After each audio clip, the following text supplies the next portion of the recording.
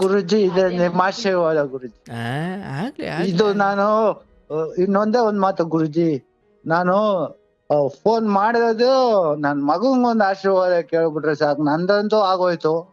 ಕಷ್ಟಪಟ್ಟದೇ ಆಗ್ಬಿಟ್ಟದೆ ನನ್ ಜೀವನ. ಅವನ ಹಬ್ಬಂಗೆ ಚೆನ್ನಾಗಿರ್ಲಿ ಅಂತ ಆಶೀರ್ವಾದಕ್ಕೋಸ್ಕರ ಆಹಾ, ನೋಡಿ ಒಬ್ಬ ತಂದೆಯಾಗಿ. ಹೇಳ್ತಾ ಇರ್ತೀನಿ ಸೊಮ್ಮೆ. ನನ್ ಮಿಸಸ್ಗೂ ಕೇಳ್ತಾರೆ, ಹ್ಮ್ ಹ್ಮ್ ಹ್ಮ್ ಹ್ಮ್ ಹ್ಮ್ ಫ್ರೆಂಡ್ಸ್ಗೂ ಹೇಳಿದೀನಿ. ಓಹೋ, ನಾನು ಒಬ್ನೇ ಕೇಳಲ್ಲ. ಫ್ರೆಂಡ್ಸ್ಗೂ ಹೇಳ್ಬಿಟ್ಟಿದ್ದೀರಾ? ಕಷ್ಟದಲ್ಲಿ ಇರ್ತಾರಲ್ಲ, ಏನೋ ಪ್ರಾಬ್ಲಮ್ ಆಗಿರುತ್ತೆ, ಹೌದು. ಅವ್ರಿಗೆಲ್ಲ ಇದು ಕೇಳು ಅಂತ ಕೇಳಿಸಿದೀನಿ. ನಾನು ಅವತ್ತಿನಿಂದಲೂ ಅಷ್ಟೇ ಫಾಲೋ ಮಾಡಿದೀನಿ. Thank you. ನನ್ ಮೊಬೈಲ್ ಅಲ್ಲಿ ಫುಲ್ ಬರೀ ಇದೇ ಇರೋದು. ಇರ್ಲಿ ನಿಮ್ಮ ಶ್ರೀಕೃಷ್ಣ ಪರಮಾತ್ಮಂದು ದಯ ಹಾಕ್ಸ್ಬಿಡಿ ಅಷ್ಟೇ. ಆ, ಶ್ರೀಗೀತ ನಮ್ ಬಿಸ್ನೆಸ್ ಮಾತಾಡ್ತಾರೆ ಸರ್. ನಮಸ್ತೆ. ನಮಸ್ತೆ ಗುರುಗಳೇ. ನಮಸ್ಕಾರ, ಹೇಗಿದ್ದೀರಿ? ಗುರುಗಳೇ ಚೆನ್ನಾಗಿದ್ದೀನಿ.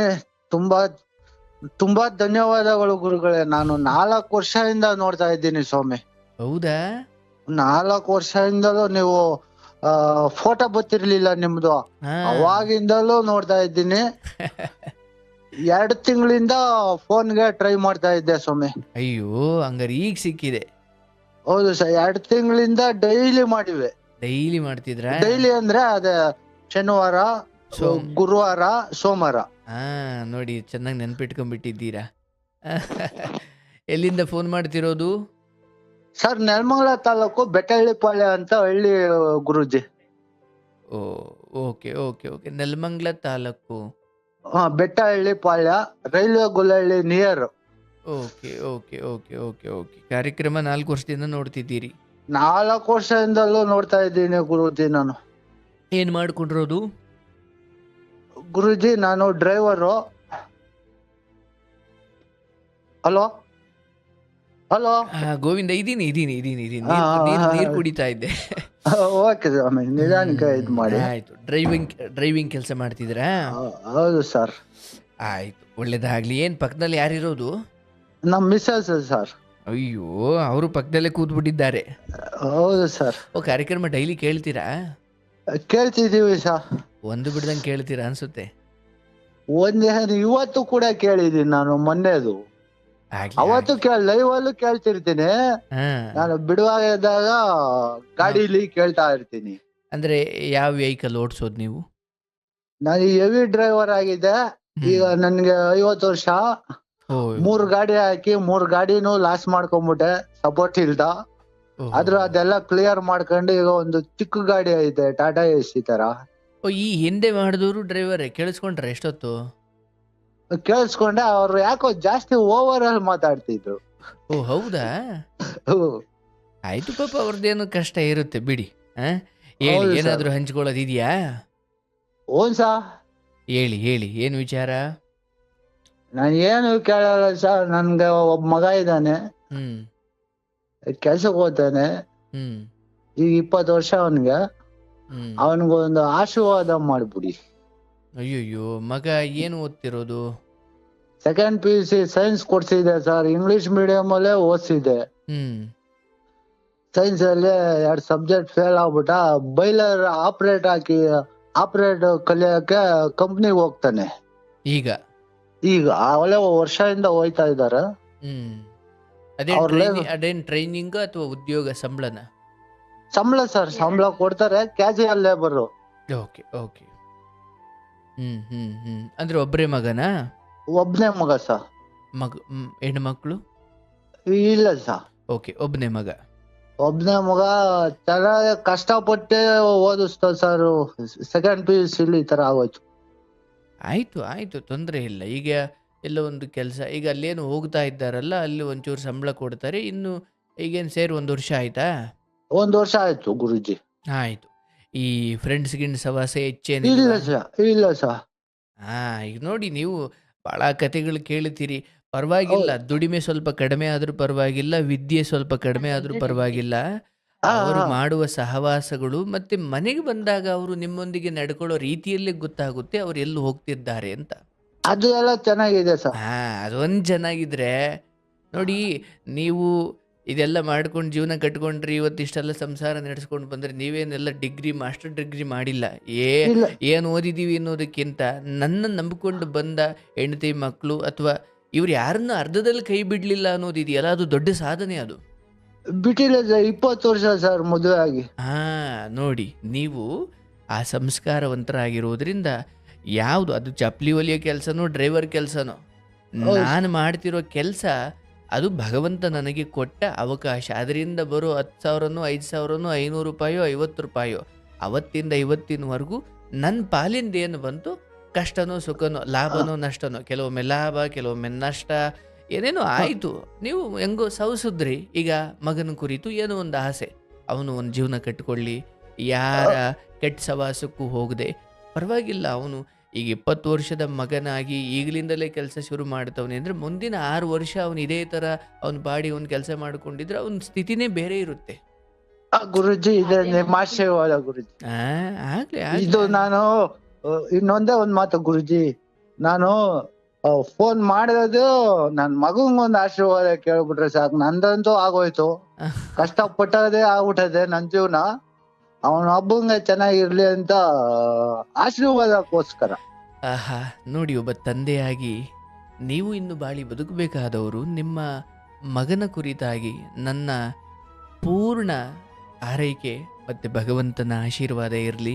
ನಿಮ್ಮ ಮಗ ನೋಡಿ, ನೀವು ತಂದೆಯಾಗಿ ಅವ್ರ ಕುರಿತು ಪ್ರಾರ್ಥನೆ ಮಾಡಬೇಕಾದ್ರೆ, ಅಯ್ಯೋ ನಮ್ಮ ಬದುಕೇನೋ ಮುಗೀತು, ಆದನ್ ಜೀವನ ಒಂದು ಹಸನಾಗ್ಬಿಟ್ರೆ, ಚೆನ್ನಾಗಾಗ್ಬಿಟ್ರೆ ನಮ್ಮ ಕಣ್ಣು ಮುಂದೆ. ನೋಡಿ, ಹಿರಿಯರಾಗಿ ನೀವು ನಿಮಗೋಸ್ಕರ ಏನೂ ಬೇಡ್ಕೊಂಡಿಲ್ಲ, ಏನೂ ಕೇಳ್ತಾ ಇಲ್ಲ. ಆ ಮಕ್ಕಳಿಗೋಸ್ಕರ ಆಯಿತು, ಅವರ ಉದ್ಧಾರ ಅಂದರೆ ಅದು ನಿಮ್ಮ ಮನೆಯ ಉದ್ಧಾರ ಆದಂತೆ. ಹೌದಲ್ಲ? ಹೌದು ಗುರುಜಿ. ಸಂತಾನಗಳಲ್ಲಿ ಸದ್ಬುದ್ಧಿ ಬಂದು ಒಳ್ಳೆಯ ಮಾರ್ಗದಲ್ಲಿ ಒಳ್ಳೆಯ ಅಷ್ಟೋ ದುಡಿಮೆ ಮಾಡ್ತಾ ಸಂಜೆ ಆದರೆ ಮನೆ ಒಳಗಡೆ ಸೇರಿಕೊಂಡು ತಂಪಾಡಿಗೆ ತಾವು ಜೀವನ ಮಾಡ್ಕೊಂಡು ಹೋಗು. ಇವತ್ತು ನಮ್ಮ ಮಕ್ಕಳು ದೊಡ್ಡ ವ್ಯಕ್ತಿಗಳಾಗೋದು ಅನ್ನೋದಕ್ಕಿಂತ ಅಪ್ಪ ಮನೆಗೆ ಮಕ್ಕಳಾದರೆ ಸಾಕು, ಹೊರಗಡೆ ಯಾರ ಸವಾಸಕ್ಕೂ ಹೋಗದೆ, ಹೊರಗಡೆ ಯಾವ ಕೆಟ್ಟ ಚಟಗಳಿಗೂ ಬೀಳದೆ, ಯಾನು 10,000 ದುಡಿತಾನೋ 15,000 ದುಡಿತಾನೋ, ತರುವ ಸಂಬಳಕ್ಕಿಂತ ಎಷ್ಟೋ ಸಾರಿ ಮಕ್ಕಳುಗಳು 40-50 ಸಂಬಳ ತಾಣ್ತಾರೆ. ಆದರೆ ಹೊರಗಡೆ ಗಾಂಜಾ, ಸಿಗರೇಟು, ಕೆಟ್ಟ ಸ್ನೇಹಿತರು, ಹುಡುಗಿರು, ಅದು ಇದು, ಇಡೀ ತಂದೆ ತಾಯಿನೆಲ್ಲ ಸ್ಟೇಷನ್ಗೆ ಕಳಿಸ್ಬಿಡ್ತಾರೆ. ಇಲ್ಲ ಗುರುಜಿ, ಅಲ್ಲಲ್ಲ, ನಾನು ಹೇಳಿದ್ದು ಇವತ್ತಿಗೆ ನಾವು ಸಂಬಳ ನೋಡಕ್ ಹೋಗ್ಬಾರ್ದು. ಇಲ್ಲ ಗುರುಜಿ. ಅಪ್ಪ ಈಗ ಮಕ್ಕಳ ಮುಂದೆ ನೀವೇನು ಮಾತಾಡ್ತೀರಾ ಅವ್ರಿಗೆ ಅದು ಬಹಳ ಮುಖ್ಯವಾಗುತ್ತೆ. ನೋಡಪ್ಪ, ನಿನ್ನ ಬಗ್ಗೆ ಈಗ ನಿನಗೆ 20 ವರ್ಷ, ಪಾಪ ನೀನು ಈಗಲೇ ಇಷ್ಟು ಕಷ್ಟಪಟ್ಟು ಹೋಗ್ತಾ ಇದೀಯಾ, ಕೆಲ್ಸಕ್ಕೆ ಹೋಗ್ತಾ ಇದೀಯಾ, ನಿನ್ನ ಬಗ್ಗೆ ನಮಗೆ ಬಹಳ ಖುಷಿ ಇದೆ ಕಣಪ್ಪ, ದೇವ್ರು ನಿಮ್ಗೆ ಚೆನ್ನಾಗಿಡ್ಲಿ ಅಂದರೆ ಆತ ಚಿಕ್ಕ ಪುಟ್ಟ ತಪ್ಪು ಮಾಡಿದಾಗ, ಯಾಕಂದರೆ ಇದು ತಪ್ಪು ಮಾಡೋ ವಯಸ್ಸು, ಇಲ್ಲಿಂದ ತಿದ್ದುಕೊಳ್ಳಿಕ್ಕೆ ಅವ್ರು ಬದುಕಿರೋದು. ನಾವೇನು ಮಾಡ್ತೀವಿ ಈಗ, ನಾವು 50 ವಯಸ್ಸಿನವರಾಗಿ ನಮಗಿರೋ ದೊಡ್ಡ ಅನುಭವ ಅವ್ರಿಗಿಲ್ಲ. ಅವ್ರಿನ್ನು ಈಗ ಹೆಜ್ಜೆ ಇಡ್ತಾ ಇರೋರು, ಅಲ್ಲೇನೋ ತಪ್ಪುಗಳು ಆಗುತ್ತವೆ. ಅವಾಗ ಅದನ್ನ ದೊಡ್ಡದು ಮಾಡ್ಲಿಕ್ಕೆ ಹೋಗಬಾರ್ದು. ಯಾಕಂದ್ರೆ ಆ ತಪ್ಪನ್ನ 20 ವಯಸ್ಸಲ್ಲಿ ಮಾಡಿದ್ರೆ ಗೆದ್ದುಕೊಂಡ, ಅದನ್ನೆಲ್ಲ ಹೋಗಿ 30-28 ಅಲ್ಲಿ ಮಾಡಿದ್ರೆ ಅಷ್ಟೊತ್ತಿಗೆ ಒಂದಷ್ಟು ಬದುಕೆ ಮುಗಿದು ಬಿಟ್ಟಿರುತ್ತೆ. ಅಲ್ಲಿ ತಿದ್ದುಕೊಳ್ಳೋ ಅಷ್ಟೊತ್ತಿಗೆ 35 ಆಗೋಗ್ಬಿಡುತ್ತೆ. ಅದಕ್ಕೆ ಗುರುಗಳು ಏನೇ ಹೇಳ್ತಾರೆ, ದೊಡ್ಡವರು ಏನೇ ತಪ್ಪು ಮಾಡೋದಿದ್ರು ಬೇಗ ಮಾಡ್ರಪ್ಪ, ಯಾಕೆ ತಿದ್ದುಕೊಳ್ಳಿಕ್ಕೆ ವಯಸ್ಸಿರುತ್ತೆ, ಇನ್ನೂ ಸಮಯ ಇರುತ್ತೆ ಅಂತ. ಈಗ ನೀವು ಒಂದು ವೇಳೆ ಯಾವುದೋ ತಪ್ಪನ್ನು 50 ವಯಸ್ಸಿನವರಾಗಿ ನೀವು ಮಾಡಿದ್ರೆ, ನೀವು ಅದರಿಂದ ಹೊರಗಡೆ ಬಂದು ತಿದ್ದುಕೊಂಡು ಬದುಕು ನಡೆಸ್ಲಿಕ್ಕೆ ಇನ್ನು 10 ವರ್ಷ ಬೇಕು. ಅಷ್ಟೊತ್ತಿಗೆ ನಿಮಗೆ ಅರಳು ಮರಳಾಗಿರುತ್ತೆ. ಹಾಗಾಗಿ ಮಗ ನಿಮ್ಮ ಮನೆಗೆ ಬೆಳಕಾಗ್ತಾನೆ, ಅವನ ಸದ್ಬುದ್ಧಿಯಲ್ಲೇ ಇದ್ದಾನೆ, ನಿಮಗೆ ಗೊತ್ತಾಗುತ್ತೆ ಅವನ ಸನ್ನಡತೆ ಇದೆ, ಒಳ್ಳೆ ನಡತೆ ಇದೆ, ಒಳ್ಳೆ ರೀತಿಯಲ್ಲಿ ಬದುಕ್ತಾ ಇದ್ದಾನೆ. ಯಾವುದು ಫೇಲ್ ಆಗಿದೆಯೋ ಅದು ಒಳ್ಳೇದಕ್ಕೆ ಆಗಿದೆ ಅಂದ್ಕೊಳ್ಳಿ, ಪರವಾಗಿಲ್ಲ. ಏನು ಅದರಿಂದ ನಷ್ಟ ಅಂತ ಏನು ಭಾವಿಸೋದು ಬೇಡ. ಏನು ಕೆಲ್ಸಕ್ಕೆ ಹೋಗ್ತಿದ್ದಾರೆ ಅವ್ರ ಪಾಡಿಗೆ ಹೋಗ್ಲಿ, ಎಲ್ಲ ಒಳ್ಳೇದಾಗ್ಲಿ, ಆ ಮಗು ನಿಮ್ಮ ಮನೆಗೆ ಬೆಳಕಾಗ್ಲಿ. ಇನ್ನೊಂದು ಗುರುಜಿ, ನಾವು ಹೊಲ್ದ ಹತ್ರ ಮುನಿಯಪ್ಪನ ದೇವಸ್ಥಾನ ಕಟ್ಟಿಸ್ತಾ ಇದ್ದೀವಿ. ಮುನಿಯಪ್ಪ ಸ್ವಾಮಿ ನಿಮ್ ಪೂರ್ವಜರು ಪೂಜಿದ್ರ ಇದನ್ನ? ನಮ್ಮಮ್ಮ ಮಾಡೋದು, ನಮ್ ತಾತ ಮಾಡೋರು. ಈಗ ದೇವ್ರ ತಂದು ಇಕ್ಕಿದೀವಿ. ಅದೇ 45 ದಿವಸ ಆದ್ಮೇಲೆ ಪುಣ್ಯ ಮಾಡಿ 45 ದಿವಸ ಆದ್ಮೇಲೆ ಇನ್ನೊಂದು ಪ್ರತಿಷ್ಠಾಪನೆ ಅಂತಾರಲ್ಲ, ಎಲ್ಲಿ ಹೊಲ್ದ ಹತ್ರನಾ? ಹೊಲ್ದಲ್ಲಿ. ಅದಕ್ಕೊಂದು ಆಶೀರ್ವಾದ ಮಾಡ್ಬಿಡಿ, ನನ್ ಮಗಂಗೊಂದು ಆಶೀರ್ವಾದ ಮಾಡಿ. ನೋಡಿ, ಅಂದ್ರೆ ಹುತ್ತ ಬೆಳೆದಿದ್ಯಾ ಅಲ್ಲಿ? ಇಲ್ಲ ಹೌದು ಬೆಳ್ದಿದ್ದು. ಬೆ- ಹಾ ಹಾ ಆಯ್ತು ಆಯ್ತು, ತೊಂದರೆ ಇಲ್ಲ. ಅದು ಅಂದ್ರೆ ಅಂಥದ್ದೊಂದು ಸೂಚನೆ ಕೊಟ್ಟಾಗಲೇ ನೀವು ಮುಂದುವರಿಬೇಕಲ್ಲ. ಹೌದು. ಅವ್ನ್ ಹುಟ್ದಾಗ ಕಟ್ಟಿಸ್ಬೇಕಾಯ್ತು ಸ್ವಾಮಿ, ನಮ್ಗೆ ಕೈ ನಡಿಲಿಲ್ಲ, ಇವಾಗ ಕಟ್ಸೇ ಬಿಡೋಣ ಅಂತ ಮುಂದಕ್ಕೆ ಆಯ್ತು ಹೋಗ್ಬಿಟ್ಟ. ಆಯ್ತು, ಅದು ಒಂದು ಶುಭ ಸೂಚಕವೇ ಆಗಲಿ, ಏನು ತೊಂದರೆ ಆಗಲ್ಲ. ಅದನ್ನು ಮಾಡಿ, ನಿಮಗೆ ಒಳ್ಳೇದಾಗುತ್ತೆ. ಆ? ಅದೊಂದು ಮುನಿಯಪ್ಪಂದು ಏನೋ ಹೇಳಿದ್ರಲ್ಲ, ಹಾ ಅದಕ್ಕೆ ಕೈ ಹಾಕಿ ಒಳ್ಳೇದಾಗುತ್ತೆ. ಅದನ್ನು ಮೀರಿ ನಿಮ್ಮ ಮಗ ನಿಮ್ಮ ಮನೆಗೆ ಯಾವುದೇ ರೀತಿಯಲ್ಲಿ ಕೆಡುಕಾಗಲ್ಲ. ಅವನಿಂದ ಎಲ್ಲ ಒಳ್ಳೇದಾಗುತ್ತೆ, ಅವನ ಬದುಕು ತುಂಬ ಚೆನ್ನಾಗಿರುತ್ತೆ. ನೀವು ಯಾವ ಭಯನೂ ಇಟ್ಟುಕೊಳ್ಬೇಡಿ. ನಿಮ್ಮ ಪಾಡಿಗೆ ನಿಮ್ಮ ಕೈಲಾದಷ್ಟು ಮಾಡಿ. ಮನೆಯಲ್ಲಿ ಎಂತಹ ವಾತಾವರಣ ನೋಡಿ, ಈಗ ನೀವು ಈ ಭಾಳ ವರ್ಷಗಳಿಂದ ಈ ಕಾರ್ಯಕ್ರಮ ಕೇಳ್ತಿರೋರಾಗಿ ಮನೆಯ ಹೌದು. ಮಕ್ಕಳಿಗೆ ಈ ಎಲ್ಲದರ ಪರಿಚಯ ನೀವು ಮಾಡಿಕೊಡ್ಬೇಕು. ನೋಡ್ರಪ್ಪ, ಆ ಮಗ ಹಂಗೋಗಿ ಹಿಂಗಾಯ್ತು, ನಾ ರಾತ್ರಿ ಕಾರ್ಯಕ್ರಮ ಕೇಳಿದೆ, ಒಬ್ಬ ಮಗ ನೋಡು, ಅದು ನೀನೊಂದ್ಸಲಿ ಹೇಳ್ತಾ ಇರ್ತೀನಿ ಸ್ವಾಮಿ. ಕೇಳಯ್ಯ, ನೀನೊಂದ್ಸಲಿ ಕೇಳಯ್ಯ, ನೋಡು ಹಂಗೋಗಿ ಹಂಗಾಯ್ತು ಕಣಯ್ಯ, ಅದಕ್ಕೆ ಎಚ್ಚೆತ್ಕೊಂಡು ಬದುಕಬೇಕಣಪ್ಪ, ಯಾರ ಸಭಾಸವೂ ಬೇಡ. ಈ ರೀತಿ ಅಂದರೆ ನಾವು ಅದನ್ನು ತುಂಬ ರೋಷವಾಗಿ ಹೇಳೋಕೆ ಹೋಗ್ಬಾರ್ದು. ಹಿಂಗೊಂದು ಕತೆ ಕೇಳಿದೆ ಕಣಪ್ಪ, ಅದು ನೋಡಿ ಹಿಂಗೆಲ್ಲ ಆಗ್ಬಿಟ್ಟಿದೆ. ನಾವೆಷ್ಟು ಸ್ನೇಹಿತರ ಥರ ಇರ್ತೀವೋ ಮಕ್ಕಳ ಜೊತೆ, ಅವಾಗ ಇವನ್ನೆಲ್ಲ ಹಂಚ್ಕೊಳ್ಳಿಕ್ಕೆ ಸಾಧ್ಯ ಇದೆ. ಹೇಳ್ತಾ ಇರ್ತೀನಿ ಸ್ವಾಮಿ. ನನ್ ಮಿಸಸ್ಗೂ ಮಿಸಸ್ ಕೇಳ್ತಾರ, ಫ್ರೆಂಡ್ಸ್ಗೂ ಹೇಳಿದೀನಿ. ನಾನು ಒಬ್ನೇ ಕೇಳಲ್ಲ, ಫ್ರೆಂಡ್ಸ್ಗೂ ಹೇಳ್ಬಿಟ್ಟಿದ್ದೀರಾ? ಕಷ್ಟದಲ್ಲಿ ಇರ್ತಾರಲ್ಲ, ಏನೋ ಪ್ರಾಬ್ಲಮ್ ಆಗಿರುತ್ತೆ, ಹೌದು. ಅವ್ರಿಗೆಲ್ಲ ಇದು ಕೇಳು ಅಂತ ಕೇಳಿಸಿದೀನಿ. ನಾನು ಅವತ್ತಿಂದಲೂ ಅಷ್ಟೇ ಫಾಲೋ ಮಾಡಿದೀನಿ. Thank you. ನನ್ ಮೊಬೈಲ್ ಅಲ್ಲಿ ಫುಲ್ ಬರೀ ಇದೇ ಇರೋದು. ಇರ್ಲಿ, ನಿಮ್ಮ ಶ್ರೀಕೃಷ್ಣ ಪರಮಾತ್ಮಂದು ದಯ ಹಾಕ್ಸ್ಬಿಡಿ ಅಷ್ಟೇ. ಆ, ಶ್ರೀಗೀತ ನಮ್ ಬಿಸ್ನೆಸ್ ಮಾತಾಡ್ತಾರೆ ಸರ್. ಕೊಡಿ Hello? ಕೊಡಿ ಕೊಡಿ ಕೊಡಿ. ಹಲೋ, ಅಮ್ಮ ನಮಸ್ತೆ. ನಮಸ್ತೆ, ನಮಸ್ತೆ ಸರ್. ಚೆನ್ನಾಗಿದ್ದೀಯನವ್ವ? ಹ್ಞೂ ಸರ್, ಚೆನ್ನಾಗಿದೀವಿ. ಏನ್ ನಿಮ್ಮ ಯಜಮಾನ್ರ ಮಗನ ಬಗ್ಗೆನೇ ಕೇಳ್ತಾವ್ರೆ? ಹೌದು ಸರ್, ಅವ್ರಿಗೆ ಹಂಗೇನೆ ಮನೆಯವರು ಅಷ್ಟೇ, ಮಗನ ಮೇಲೆ ಜಾಸ್ತಿ ತುಂಬಾ ಕಾಳಜಿ. ಆಗ್ಲಿ ಆಗ್ಲಿ, ಒಳ್ಳೇದೆ ಒಳ್ಳೇದೆ. ಬಟ್ ಈಗ ಅವ್ರಿಗೆ 50 ವರ್ಷನಾ ಅಲಿಯಾ? 50 ವರ್ಷ ಆಗಿದೆ ಅಣ್ಣ. ಓಹೋ, ಮಗನಿಗೆ 20 ವರ್ಷ. ಮಗನ್ಗೆ 20 ವರ್ಷ. ಓ, ನೀವು ಕೇಳ್ತೀರಾ ಆಗಾಗ ಈ ಕಾರ್ಯಕ್ರಮ? ಹೌದು ಸರ್, ನಾವು ಡೈಲಿನೂ ಕೇಳ್ತೀವಿ, ಆಗ್ತಾ ಇರ್ತಾರೆ ಅವರೇನೆ, ಹಂಗೆ ಕೇಳ್ಕೊಂಡು ಈಗ ಜಸ್ಟ್ ಕೇಳ್ತಾ ಇದ್ದು ಅದು ಮೊನ್ನೆದು. ಓ, ಆಮೇಲೆ ಹೌದಾ? ನಾನು ಎದ್ದು ನನ್ ಮಗ ಸೆಕೆಂಡ್ ಶಿಫ್ಟ್ ಫಸ್ಟ್ ಕೆಲ್ಸಕ್ಕೆ ಹೋಗಿದ್ದಾನೆ, ಸೆಕೆಂಡ್ ಶಿಫ್ಟ್ಗೆ ಬರ್ತಾನೆ ಅನ್ಬಿಟ್ಟು ನಾನು ಆಚೆ ಹೋದೆ. ಅಷ್ಟೊತ್ತಿಗೆ ಇವ್ರು ಕಾಲ್ ಮಾಡಿದ್ರಲ್ಲ, ಓ, ನಾನ್ ಹಂಗೆ ಓಡ್ ಓ, ಬಂದೆ. ಮಗ ಬಂದ್ರಾ? ಇಲ್ಲ ಸರ್, ಇನ್ನ 10:30 ಆಗುತ್ತಣ್ಣ ಬರೋದು. ಹೌದಾ? 10:30 ಬರ್ತಾನೆ, ನಾವು ಅದುವರೆಗೂ ಎದ್ದೇ ಇರ್ತೀವಿ. ಅವ್ನ್ ಬಂದ್ಮೇಲೆ ಮತ್ತೆ ಬಿಸಿ ಅಡಿಗೆ ಮಾಡಿ ಏನ್ ಅಡಿಗೆ ಮಾಡಿದ್ದೀರಿ? ದೋಸೆ ಮಾಡಿದೀವಿ. ಅಯ್ಯೋ, ರಾತ್ರಿ ದೋಸೆ ಮಾಡ್ಬಿಟ್ಟಿದ್ದೀರಿ? ಅವನು ಬೆಳಿಗ್ಗೆ ಹೊತ್ತು ಇರ್ಲಿಲ್ವಲ್ಲ, ಅದಕ್ಕೆ ಅವಾಗೇನೆ ಬಿಸಿದಂಗೆ ಹಾಕೊಡೋದು. ಆಯ್ತು. ಎಲ್ಲ ಚೆನ್ನಾಗಿದೆ, ನೆಮ್ಮದಿ ಆಗಿದೆಯಾ ಮನೆ? ನೆಮ್ಮದಿ ಆಗಿದೆ ಸರ್. ನಾವು 20 ವರ್ಷದಿಂದ ತುಂಬಾನೇ ಕಷ್ಟಪಟ್ಟು, ನಮ್ಮ ಮನೆಯವರು ತುಂಬಾನೇ ಡ್ರಿಂಕ್ಸ್ ಎಲ್ಲ ಮಾಡಿ ಅವಾಗೆಲ್ಲ ಸುಮ್ನೆ ಎಲ್ಲ ವಿಶ್ ಮಾಡಿ ಲೈಫ್ ಎಲ್ಲ ಹಾಳು ಮಾಡಿದ್ರು. ಹ್ಮ್. ಈಗ ಒಂದ್ 4-5 ವರ್ಷದಿಂದ ಚೆನ್ನಾಗಿದೀವಿ ನೆಮ್ಮದಿಗೆ. ನೋಡಿ, ಅಂದ್ರೆ ಈ ಕಾರ್ಯಕ್ರಮ ಕೇಳೋದ್ರಿಂದ ಅವರಲ್ಲಿ ಏನಾದ್ರು ಬದಲಾವಣೆ ಆಗಿದೆಯಾ? ಬದಲಾವಣೆ ಆಗಿದೆ, ತುಂಬಾನೇ ಆಗಿದೆ, ಬಹಳ ಆಗಿದೆ.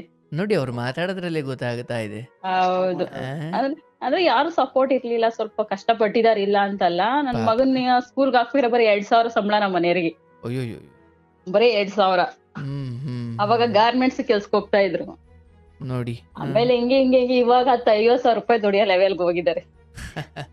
50 ವಯಸ್ಸಿಗೆ 50,000 ರೂಪಾಯಿ ದುಡಿತಾ ಇದಾರೆ ಇವಾಗ. ಆ? ನೋಡಿ, ಇನ್ನೇನು ಸಮಸ್ಯೆ ಏನಿಲ್ಲ. ಮಗ ಅವರಲ್ಲಿ ಒಬ್ಬ ಇವತ್ತಿಗೆ ಬದುಕಿನ ಎಲ್ಲ 4 ದಿಕ್ಕಿನಲ್ಲಿ ಏನೇನು ಒಳ್ಳೇದು ಕೆಟ್ಟದ್ದಿದೆ ಎಲ್ಲ ಅರ್ಥ ಆಗಿರೋ ವಯಸ್ಸಿಗೆ ಅವ್ರಿಗೆ.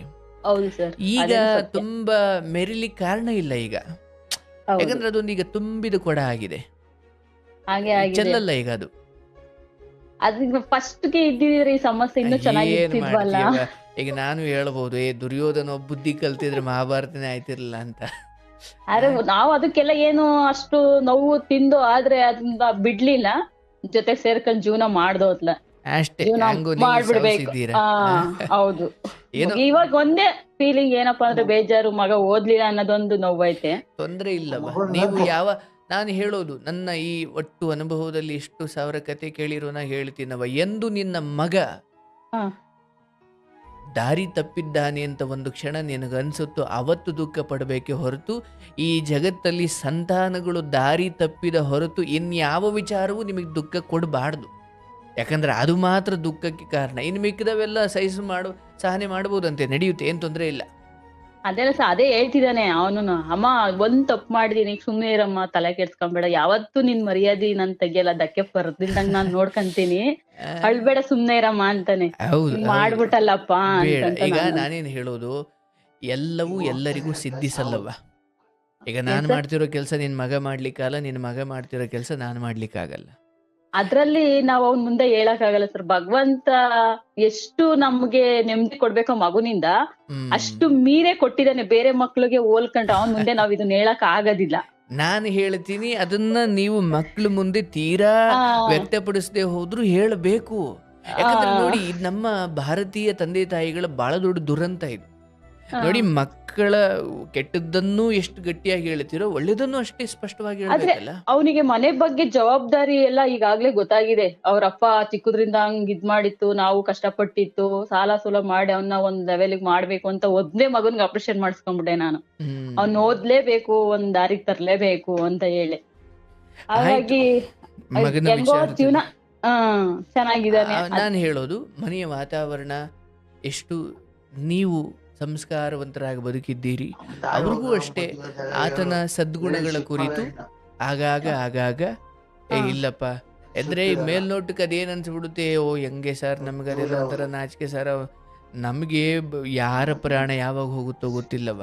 ಬದುಕಿದ್ದ ವೇಳೆಯಲ್ಲಿ ನಿಮ್ಮ ಗಂಡನಲ್ಲಿರುವ ಸದ್ಗುಣಗಳಾದ್ರೂ, ಮಗನಲ್ಲಿರೋ ಸದ್ಗುಣಗಳಾದ್ರೂ, ಇನ್ಯಾರೋ ಅಕ್ಕ ತಂಗಿದರಲ್ಲಿರೋ ನಾನು ಅಷ್ಟೇ ಸದ್ಗುಣಗಳಾದ್ರೂ, ಮನುಷ್ಯನ ಬದುಕೋ ದಾರಿ ಹಿಂಗಿರ್ಬೇಕು. ಈಗ ನೀವು ಕಾರ್ಯಕ್ರಮ ಗಮನಿಸಿ ನೋಡವ, ನಾನು ಈಗ ಕರೆ ಮಾಡಿದಿರೋ ಪ್ರತಿಯೊಬ್ಬರಿಗೂ ಅವರ ಕೆಟ್ಟದ್ದು ಎಲ್ಲೆಲ್ಲಿ ಮಾಡಿದ್ರು ಬೈದಾದ್ರೂ ಹೇಳಿರ್ತೀನಿ, ಬಟ್ ಹೋಗ್ಬೇಕಾದ್ರೆ ಅವ್ರ ಸದ್ಗುಣಗಳನ್ನ ಹೇಳಿ ಕಳಿಸ್ತೀನಿ. ಹೌದು. ಯಾಕಂದ್ರೆ ನಮಗೆ ಎಲ್ಲ ಕಡೆಯೂ ಸದ್ಗುಣಗಳು ಕಂಡಾಗ ಒಂದು ಅವ್ರಿಗೂ ಒಂದೇನೋ ವಿಷಯ ತಲುಪಿಸ್ದಂಗೆ ಆಗುತ್ತೆ, ಅವ್ರಿಗೂ ಒಂದು ಖುಷಿ ಆಗುತ್ತೆ, ಕಣಪ್ಪ ನನ್ನ ಗುಣ. ಯಾಕಂದ್ರೆ ಎಲ್ಲರಲ್ಲೂ ದೋಷ ಇದೆ, ನಾವು ಅದನ್ನ ಹೇಳ್ತಾ ಹೋದ್ರೆ ಅವನೇನಾಯ್ತು ಅನ್ನೋ ಹೌದು. ಗೊತ್ತಿಲ್ಲ, ಹೇಳಿ ಹೇಳಿ ನಾವಂತೂ ಹೌದಣ್ಣ. ಹಾಳಾಯ್ತೀವಿ. ಎಲ್ಲರಲ್ಲೂ ಇದ್ದೇ ಇರುತ್ತೆ. ಎಲ್ಲರಲ್ಲೂ ಅದೇ ಇರುತ್ತೆ. ಹೌದು, ಎಲ್ಲರಲ್ಲೂ ಇರುತ್ತೆ. ನಾವ್ ಕೇಳೋದ್ ಇಷ್ಟೇನೆ ದೇವ್ರ ಹತ್ರ, ನನ್ ಕಣ್ ಮುಂದೆ ನನ್ ಗಂಡ ನನ್ ಮಗ ನಮ್ ಮನೆ ಚೆನ್ನಾಗಿರ್ಬೇಕಷ್ಟೇ. ನಾನ್ ಇನ್ನು ಹೋದ್ಮೇಲೆ ಇನ್ನು ಒಂದು ಹೆಜ್ಜೆ ಮುಂದೆ ಹೋಗಿ ಎಲ್ಲ ಚೆನ್ನಾಗಿರ್ಲಿ, ಊರು ಚೆನ್ನಾಗಿರ್ಲಿ, ದೇಶ ಚೆನ್ನಾಗಿರ್ಲಿ. ಯಾಕೆ ನೋಡವ, ಇಡೀ ಭೂಮಿಯ ಕುರಿತು ನಾನೊಂದು ಪ್ರಾರ್ಥನೆ ಮಾಡಿದೆ ಅಂದ್ರೆ ನನ್ನ ಯೋಚನೆ ಅಷ್ಟು ನಾವು ವಿಶಾಲವಾಗಿದೆ ಅಂತ. ಭಗವಂತನಿಗೆ ಕೈ ಮುಗಿವಾಗ ಅದೇ ಕೇಳ್ತೀವಿ, ಆ, ಸರ್ವ ಜನಾಂಗ ಸುಖಿನೋ ಭವಂತು, ಆ, ಗಂಡ ನೋಡಿ. ಮಕ್ಕಳನ್ನ ಕಾಪಾಡಪ್ಪ ಭಗವಂತ ಅಂತ. ಬಟ್ ನಿಮ್ ಹತ್ರ ಇವಾಗ ಜಸ್ಟ್ ಇದು ಮಾತುಕ ಸ್ವಾರ್ಥವಾಗಿ ಗಂಡ ಮಗ ಅಂತ ಹೇಳಿದೀನಿ ಅಷ್ಟೇನೆ. ಭಗವಂತ ನನಗೆ ಇರ್ಲಿ ಇರ್ಲಿ ಇರ್ಲಿ, ತೊಂದ್ರೆ ಇಲ್ಲ, ಅದಕ್ಕೆ ಭಗವಂತನ ಅನುಗ್ರಹ ಇರುತ್ತೆ, ಅದೇನ್ ತೊಂದ್ರೆ ಇಲ್ಲ. ಆದ್ರೆ ನಾವು ಅಷ್ಟೇನೆ. ಲೋಕೋ ಸಮಸ್ತ ಸುಖಿನೋ ಭವಂತು. ಯಾಕಂದ್ರೆ ಒಂದ್ ಇಡೀ ಊರಿಗೆ ಪ್ರವಾಹ ನುಗ್ಗಿದಾಗ ನನ್ನ ಮನೆಯನ್ನು ಕಾಪಾಡ್ಕೊಳಕ್ ನಾನು ಹೇಗ್ ಸಾಧ್ಯ? ಯಾವಾಗ್ಲೂ ಚೆನ್ನಾಗೂ ಇರೋದಿಲ್ಲ. ನನ್ನ ಮೊದಲ ಪ್ರಾರ್ಥನೆ ವಿಶ್ವಕ್ಕೋಸ್ಕರ, ನಂತರದ ಪ್ರಾರ್ಥನೆ ನನ್ನ ದೇಶಕ್ಕೋಸ್ಕರ, ನಂತರದ ಪ್ರಾರ್ಥನೆ ನನ್ನ ರಾಜ್ಯ, ನನ್ನ ಊರು, ನಂತರ ನನ್ನ ಮನೆ, ನನ್ನ ಗಂಡ, ನನ್ನ ಮಕ್ಕಳು, ಕೊನೇನು ನೆನಪಿದ್ರೆ ನಾನು. ಅನ್ನೋದ್ ಯಾವತ್ತೂ ಬರೋದಿಲ್ಲ ಸ್ವಾಮಿ ನಮ್ಗೆ. ಕೊನೆಯಲ್ಲಿ ಸ್ವಾರ್ಥದಲ್ಲಿ ಯಾವತ್ತು ನನಗೆ ಅಂತ ನಾನು ಏನು ಬಯಸ್ಕೊಳ್ಳೋದು ಇಲ್ಲ, ನನಗ್ ಬೇಡೂ ಬೇಡ. ಇರ್ಲವ, ನಿಮ್ಮನ್ನ ಈ ಸದ್ಗುಣಗಳೇ ಕಾಪಾಡ್ತಿದ್ದಾವೆ ನಿನ್ನ ಮನೆಯನ್ನ. ನಿನ್ನ ಮಗುವಿನಲ್ಲೂ ಕೂಡ ಅಂತಹದ್ದೊಂದು ಮುಂದೇನು ಭವಿಷ್ಯ ಅನ್ನೋದು ಚಿಗುರಿನಲ್ಲೇ ನೀವು ನೋಡ್ಬೋದು. ಆಯ್ತಾ? ನಾಳೆ ಕೂಡ ನಾನು ಹೇಳ್ತೀನಿ, ಚಿಕ್ಕದಾಗಿ ಎಲ್ಲೋ ಒಂದು ಕಡೆ ನಿಮಗೆ ಮಿಸ್ ಹೊಡೆಯುತ್ತೆ ಮುಂದೊಂದು ಕಾಲ. ಆವಾಗ ಕೇವಲ ಅದು ವಯೋಸಹಜವಾದ ಕೆಲವು ಕಂಪನಗಳೇ ಹೊರತು ಭೂಮಿ ನಡಗಿದ ಮಾತ್ರಕ್ಕೆ ಮನೆ ಬಿದ್ದು ಹೋಯ್ತು ಅಂತ ಅಲ್ಲ. ಅರ್ಥ ಆಯ್ತಲ್ಲವಾ? ಸರಿ. ಆದರೆ ಅಂತಹ ಕ್ಷಣಗಳು ಬಂದಾಗ ಅದು ನಿಮ್ಮನ್ನು ಕೈ ಬಿಟ್ಟು ಹೋಗಲ್ಲ. ಆದರೆ ಅಂತಹ ಪರಿಸ್ಥಿತಿಗಳು ಒದಗಿ ಬಂದಾಗ ಸುಮ್ಮನೆ ಒಂದೆರಡು ಮಾತು ಹೇಳಬೇಕು. ಅದ್ರ ಹೊರತಾಗಿ ಇವತ್ತು ನೀವು ಹಾಕಿರುವ ಚಿಕ್ಕ ವಯಸ್ಸಿಂದ ನೀವು ಹಾಕಿರುವ ಗೊಬ್ಬರ ಅಥವಾ ಆ ಏನು ಎಲ್ಲ ವಿಚಾರಗಳು ಸಂಸ್ಕಾರಗಳು ಅವ್ರನ್ನ ಮುಂದೆ ಬೀಳದಂಗೆ ಕಾಪಾಡ್ತವೆ. ಬಟ್ ಏನಂದ್ರೆ ಹೊರಗಡೆ ಜಗತ್ ನೋಡ್ತಾ ನೋಡ್ತಾ ನೋಡ್ತಾ ಎಂತೆಂಥವು ಪರಿಚಯ ಆಗ್ತವೆ. ಹೌದು, ಪರಿಚಯ. ಯಾಕಂದ್ರೆ ನಿಮ್ಮನ್ನ ಅದಕ್ಕೆ ತಯಾರು ಮಾಡ್ಬೇಕು. ನಾನು ಸುಮ್ಮನೆ ಏನು ಹೇಳಿ ಕಳ್ಸೋದಲ್ಲ. ಹೌದು ಅಣ್ಣ, ಇನ್ನೊಂದೇನಂದ್ರೆ ನನ್ ಮಗಂಗ್ ನಾನೇ ಫ್ರೆಂಡ್ ಆಗ್ಬಿಟ್ಟಿದೀನಿ. ಜಾಸ್ತಿ ನನ್ನ ಹತ್ರನೇ ಅವನು ಅದು ಟೈಮ್ ಒಳ್ಳೇದೇ. ಸ್ಪೆಂಡ್ ಮಾಡ್ತಾನೆ. ಅವನು ಹೊರಗಡೆ ಹೋಗ್ ಆಟ ಆಡ್ಕೊಂಡ್ ಹೋಗೋ ಅಂದ್ರುನು ಹೋಗ. ಅವ್ನ್ ಚಿಕ್ಕದ್ರಿಂದನೂ ಅಷ್ಟೇನೇನೆ, ಬಾರಮ್ಮ ಮಾತಾಡೋಣ, ಬಾರಮ್ಮ ಏನಾದ್ರು ತಿಂಡಿ ಮಾಡಿ ಸ್ಪೆಷಲ್ ಆಗಿ ತಿನ್ನೋಣ, ಇಲ್ಲ ಬಾರಮ್ಮ ಹೋಗ್ಬಿಟ್ ಬರೋಣ ಇಬ್ರುನು ತಿನ್ಕೊಂಡು. ಈ ತರ ಅವನಿಗೆ ಮೈಂಡ್ ಬಂದ್ಬಿಟ್ಟಿದೆ. ಜೊತೆಗೆ ನಾನೇನು ಹೇಳೋದು ನೋಡವ, ನಾವೆಲ್ಲ ಯಾರ್ಯಾರು ಎಷ್ಟು ಜೊತೆಯಲ್ಲಿ ಎಷ್ಟು ದಿನ ಇರ್ತೀವೋ ಗೊತ್ತಿಲ್ಲ. ಹೊರಗಿನ ವ್ಯವಹಾರ ಜ್ಞಾನವನ್ನು ಆಯಿತು ಫ್ರೆಂಡ್ ಆಗಿದ್ದ ಕಾಲದಲ್ಲೇ ನೋಡಪ್ಪ ಇದನ್ನ ಹಿಂಗ್ ನಿಭಾಯಿಸ್ಬೇಕು ಅನ್ನ ಬಿಡು ಮಾಡಿಕೊಂಡು ಮಧ್ಯೆ ಮಧ್ಯೆ ತೋರಿಸ್ಬಿಡ್ಬೇಕು ಅದನ್ನ. ಅದು ಇದೆ ಸ್ವಾಮಿ. ನಮ್ ಮನೆಯವರು ಸಂಬಳ ತಂದು ಇಬ್ರು ತಂದು ನನ್ ಕೈಗೆ ಕೊಡ್ತಾರೆ. ನಾನೇ ಜವಾಬ್ದಾರಿ ನಿಭಾಯಿಸೋದು. ಅವ್ರಿಬ್ರಿಗೂ ಟೆನ್ಷನ್ ಕೊಡಕ್ ಹೋಗಲ್ಲ. ಅವ್ರು ಡ್ರೈವಿಂಗ್ ಮಾಡ್ತಾರೆ, ಅವ್ರಿಗೆ ಮನೆ ಟೆನ್ಷನ್ ಆ ಟೆನ್ಷನ್ ತಲೆನೋವೇ ಬೇಡ. ನಾನ್ ಮನೇಲಿ ಇರ್ತೀನಿ, ನಾನ್ ಮಾಡ್ಕೊಂತೀನಿ ಅನ್ಬಿಟ್ಟು ನಮ್ಮ ಮನೆಯವ್ರಿಗೂ ಸಹ ಕೊಡೋದಿಲ್ಲ. ಮಗನಿಗೆ ಜಗತ್ತು ಹಿಂಗಿದೆ, ಸಂಬಂಧಿಕರ ಜೊತೆ ಹಿಂಗಿರ್ಬೇಕಪ್ಪ. ಯಾಕಂದ್ರೆ ಕೆಲವೊಮ್ಮೆ ಹಿಂದ್ಗಡೆಲೇ ಅದೇ ಒಟ್ಟವರೇ ಆಗಿದೆ ಸಂಬಂಧಿಕರಿಗೂ, ಇಲ್ಲಿರ ಮನೆ ತವಿರ ಜನಗಳಿಗೂ. ಒಬ್ರು ಸವಾಸಕ್ಕೆ ಹೋಗಲ್ಲ, ಏನಿಲ್ಲ, ಅಪ್ಪ ಅಮ್ಮ ಗೆರೆ ದಾಟಲ್ಲ. ಒಳಗಡೆ ನೀವು ತಯಾರಿ ಮಾಡ್ಬೇಕು. ಒಂದು ನಾಳೆ ನಿಮ್ ಮಗ ಈಗ ನೋಡ್ತಾ ಇರೋ ಬದುಕು ಅದನ್ನ ನಿಜವಾದ ಬದುಕಲ್ಲ, ಆ ಬದುಕು ಮುಂದೆ ಬರೋದಿದೆ.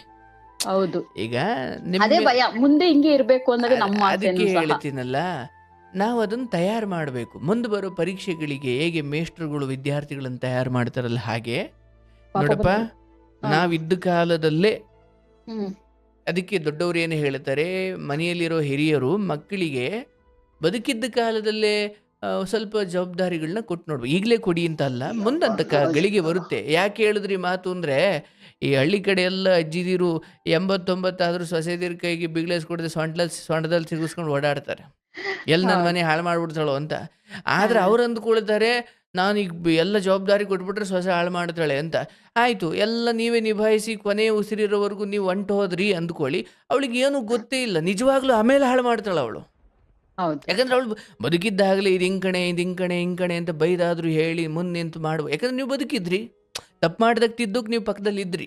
ಹೌದು, ಕೊಟ್ಟಿದ್ರೆ ಅವಾಗೇನೋ ತಿದ್ದುಕೊಂಡಿರೋಳು.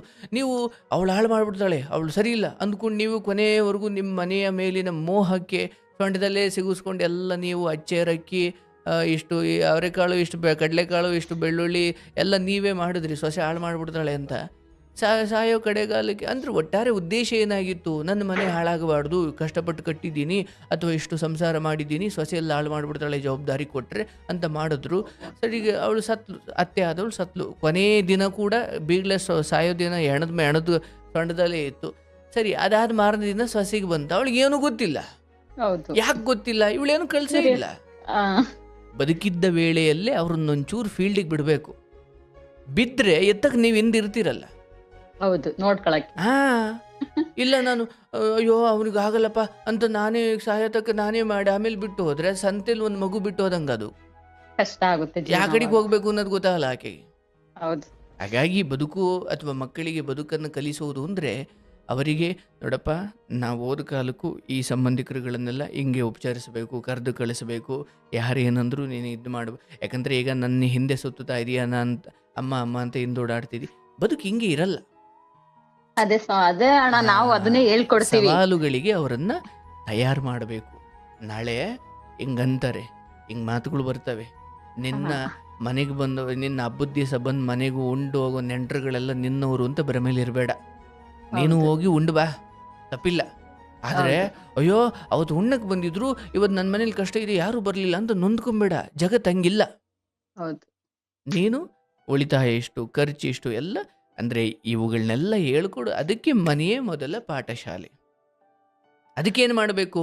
ಒಂದು ನಾವು ಹೇಳ್ಕೊಡ್ಬೇಕು, ಇಲ್ಲ ಒಂದೊಳ್ಳೆ ಗುರುವನ್ನು ಹಿಂಬಾಲಿಸಪ್ಪ ಅಂತ ಒಂದು ಹಾದಿ ಹಾಕ್ಬಿಟ್ಬಿಡ್ಬೇಕು. ಅವ್ರನ್ನ ಹಿಂಬಾಲಿಸ್ಕೊಂಡು ಅವ್ರ ವಿಚಾರಗಳನ್ನ ಕೇಳಿಕೊಂಡು ನಾನು ನೋಡಿದ್ದೀನವ, ಗೊತ್ತಿಲ್ಲ, ನನ್ನ ಅಹಂಕಾರಕ್ಕೆ ಹೇಳ್ತಿಲ್ಲ. ಎಷ್ಟೋ ಜನ ತಂದೆ ತಾಯಿಗಳು ಮಕ್ಕಳಿಗೆ ಹೇಳೋಕ್ಕಾಗಲ್ಲ ಅನ್ನೋ ಕಾರಣಕ್ಕೆ ಇದನ್ನು ಹಾಕಿ ಕೇಳಿಸಿ ಮಕ್ಕಳು ಇವತ್ತಿಗೆ ನನಗಿಂತ ಚೆನ್ನಾಗಿ ಮಾತಾಡ್ತಾರೆ. ಯಾಕಂದರೆ ಅವರು ನಿರಂತರವಾಗಿ ಈ ವಯಸ್ಸಲ್ಲಿ ಹುಡುಗಿ ಹಿಂದೆ ಹೋದ್ರೆ ಹಿಂಗಾಗುತ್ತೆ, ಅಥವಾ ಫ್ರೆಂಡ್ಸ್ಗಳ ಹಿಂದೆ ಹೋದ್ರೆ ಹಿಂಗಾಗುತ್ತೆ, ಆ ಕಥೆಯಲ್ಲಿ ಹಿಂಗಾಯ್ತು, ಅಯ್ಯೋ ನಾನು ಇದನ್ನ ನೋಡಿಬಿಟ್ಟೆ ನಾನು ಬುದ್ಧಿ ಕಲ್ತಿದ್ದೀನಿ ಗುರುಗಳೇ ಅಂತ ಹೇಳೋರು ಇದ್ದಾರೆ. ಹೌದಣ್ಣ, ನಾವು ಇದನ್ನ ಕೇಳ್ತಾ ಇರ್ತೀವಿ ಡೈಲಿ ಮನೆಗೆ. ನಾವು ಅವನಿಗೆ ಎಷ್ಟೋ ಕಷ್ಟದ್ ಬಂದಿತ್ತೆಲ್ಲ ನಾವು ಕಳಿಸ್ತೀವಿ, ನೋಡಪ್ಪ ಇದನ್ನ ನೋಡು, ಜೀವನದಲ್ಲಿ ಹಿಂಗೈತೆ ತಿಳ್ಕೊ ಅಂತ ಹೇಳ್ತೀವಿ. ಇರ್ಲವ, ನಿಮ್ಮಂತ ಸಜ್ಜನ ಹೆತ್ತವರನ್ನು ಪಡೆದಿರೋದು ಆತನ ಭಾಗ್ಯ. ನಿಮ್ಮ ಮಗನಿಗೆ ಎಲ್ಲ ರೀತಿಯಲ್ಲೂ ಶುಭವಾಗಲಿ. ಮುನಿಯ ಪುಂದೆ ಏನು ಮಾಡಬೇಕು ಅಂದ್ಕೊಂಡಿದ್ದೀರಾ ಮಾಡಿ, ಅದು ಒಳ್ಳೆ ಸಮಯ. ಎಲ್ಲ ರೀತಿಯಲ್ಲೂ ಶುಭವಾಗಲಿ. ಎಲ್ಲ ಅಕ್ಕಪಕ್ಕದವರ ಯಾವ ದುಷ್ಟ ಕಣ್ಣುಗಳು ನಿನ್ನ ಮನೆ ಬೀಳ್ತವೆ. ಕಣ್ಣುಗಳನ್ನ ತಡೆಯೋಕ್ಕಾಗಲ್ಲ, ಆದ್ರೆ ಅದು ನಿನ್ನ ಮನೆಯನ್ನ ಹಾಳು ಮಾಡ್ದಂಗೆ ಇರುತ್ತೆ ಅಷ್ಟೇ. ಅಷ್ಟೇ ಸರ್ ನಮಗ್ ಬೇಕಾಗಿರೋದಣ್ಣ. ಅಷ್ಟೊಂದು ದೇವ್ರೇ ಆಶೀರ್ವಾದ ಮಾಡ್ದಷ್ಟು ಖುಷಿನೇ ನಮ್ಗೆ. ಅದನ್ನೇ ನಮ್ ಮನೆಯವ್ರು ಹೇಳ್ತಾ ಇದ್ದಿತ್ತು, ಅವ್ರ ಹತ್ರ ಒಂದ್ ಆಶೀರ್ವಾದ ತಗೊಂಡ್ಬಿಟ್ರೆ ಸಾಕು ನನ್ ಮಗನಿಗೆ. ಏನಿಲ್ಲ, ನಿಮ್ಮ ನಿಮ್ಮ ಸದ್ಗುಣಗಳೇ ನಿನ್ನ ಮನೆಗೆ ಶ್ರೀರಕ್ಷೆ. ಆ ನಿಮ್ಮ ನೋಡಿ ಯಜಮಾನ್ರು ಎಷ್ಟು ಪರಿವರ್ತನೆ ಆಗಿ ಇವತ್ತೆಷ್ಟು ಚಂದ ನಿಮ್ಮೊಂದಿಗೆ ಅವ್ರಿಗೂ ಚೆನ್ನಾಗಿದ್ದಾರೆ. 50 ವರ್ಷ ಆಗಿದೆ, ನಮ್ಗೂ 40 ವರ್ಷ ಆಗಿದೆ, ನನ್ ಮಗನಿಗೆ 20 ವರ್ಷ ಆಗಿದೆ. ನೋಡಿ ಎಲ್ಲ 20, 40, 50ರಲ್ಲೇ ಇದ್ದೀರಾ. ಹೌದು. ಆಯ್ತು ಬಾ, ನಿನ್ನ ಮನೆಗೆ ಯಾವುದೇ ಕಳಂಕಗಳು, ಯಾವುದೇ ದುಷ್ಟ ಶಕ್ತಿ ವಿಚಾರಗಳು ಏನು ತೊಂದರೆ ಕೊಡಲ್ಲ. ಬಟ್ ಆ ದೇವ್ರನ್ನ ಮಾಡಿ, ಅದು ಬೇಕು, ಅದು ಒಳ್ಳೇದದು, ಬೇಕದು ಮಾಡ್ಲೇಬೇಕು. ಮಾಡುವ ಮಾಡಿ. ಶುಭವಾಗ್ಲಿ, ಮಗನಿಗೆ ಒಳ್ಳೇದಾಗ್ಲಿ. ಬಂದಾಗ ಹೇಳಿ, ಕರೆ ಮಾಡಿ. ಬಂದಿದ್ದಾನೆ ನನ್ ಮಗ, ಒಂದೇ ಒಂದ್ ಮಾತಾಡ್ಬಿಡಿ. ನೋಡಿ ನಿಮ್ ಮಗನು ಬಂದ್ಬಿಟ್ರಾ? ಹಲೋ, ನಮಸ್ತೆ. ನಮಸ್ತೆ, ಹೇಳಿ. ಚೆನ್ನಾಗಿದ್ದೀರಾ? ಹಾ, ಚೆನ್ನಾಗಿದ್ದೀವಿ. ನೀವು? ನಾವು ಚೆನ್ನಾಗಿದ್ದೀವಿ. ಅವ್ರು ಇರ್ಲಿ ಇರ್ಲಿ ಇರ್ಲಿ, ತೊಂದ್ರೆ ಇಲ್ಲ. ಕೆಲ್ಸಕ್ಕೆ ಅಂದ್ರೆ ನೈಟ್ ಡ್ಯೂಟಿನಾ? ಇಲ್ಲ, ಸೆಕೆಂಡ್ ಶಿಫ್ಟ್. ಸೆಕೆಂಡ್ ಶಿಫ್ಟ್ ಅಂದ್ರೆ 2 ಗಂಟೆಗೆ ಹೋಗಿದ್ದಾ? ಹಾ, ಹೌದು, 2 ಗಂಟೆಗೆ. ಎಷ್ಟು ವಯಸ್ಸು ನಿಮಗೆ? 20 ವರ್ಷ. 20 ವರ್ಷ. ಹ್ಮ್. ನೋಡಿ, ನಿಮ್ಮ ತಂದೆಯವರು ಪಾಪ ನಿಮ್ಮ ಬಗ್ಗೆನೇ ಹೇಳ್ತಾ ಇದ್ರು, ಅಯ್ಯೋ ನನ್ನ ಮಗ ತುಂಬಾ ಏನೋ ಸಾಧು ಮನುಷ್ಯನ ಥರ ಇದ್ದಾನೆ, ಮುಂದೆ ಹೆಂಗೋ ಏನೋ ಅಂತ. ಏನಿಲ್ಲ, ಅವರಿಗೆ ನೀವು ಏನು ನಿಮ್ಮ ಗುಣಗಳ ನಡತೆಗಳ ಬಗ್ಗೆ ಅಥವಾ ನಿಮ್ಮ ಸದ್ಯದ ಬದುಕಿನ ಬಗ್ಗೆ ಬಹಳ ಖುಷಿ ಇದೆ. ಬಟ್ ನಾಳೆ ಹೆಂಗೆ ಇರ್ತಾನ ಅಂತ ಅವ್ರು ಕೇಳೋದು. ಅವ್ರಿಗೊಂದು ಭಯ ಇರುತ್ತಲ್ಲ. ಎಲ್ಲ ಒಳ್ಳೇದಾಗ್ಲಿ, ಶುಭವಾಗ್ಲಿ. ಇನ್ನೂ ಊಟ ಇಲ್ಲ? ಇನ್ನ ಇಲ್ಲ. ಆಯ್ತು, ಒಳ್ಳೇದಾಗ್ಲಪ್ಪ. ಆಯ್ತು ಸರ್. ಶುಭವಾಗ್ಲಿ, ಶುಭವಾಗ್ಲಿ.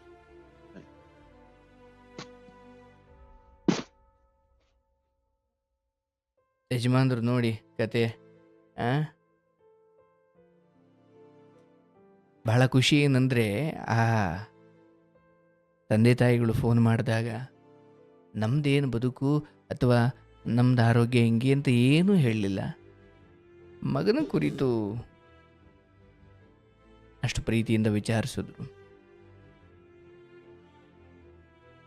ಆ ತಾಯಿ ಎಷ್ಟು ಚೆನ್ನಾಗಿ ಹೇಳಿದ್ರು ನೋಡಿ. ನಮ್ಮ ಯಜಮಾನ್ರು ಕೂಡ ಹಿಂದೆ ಸ್ವಲ್ಪ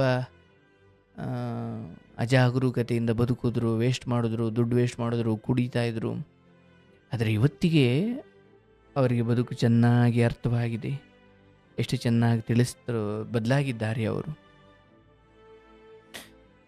ಆ ಮಗ ಕೂಡ ಎಷ್ಟು ಸಜ್ಜನರಿದ್ದಾರೆ. ಒಳ್ಳೆಯದಾಗಲಿ ಈ ತಂದೆ ತಾಯಿಗಳಿಗೆ.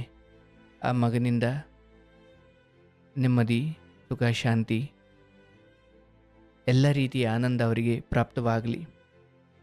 ಶುಭವಾಗ್ಲವಾ?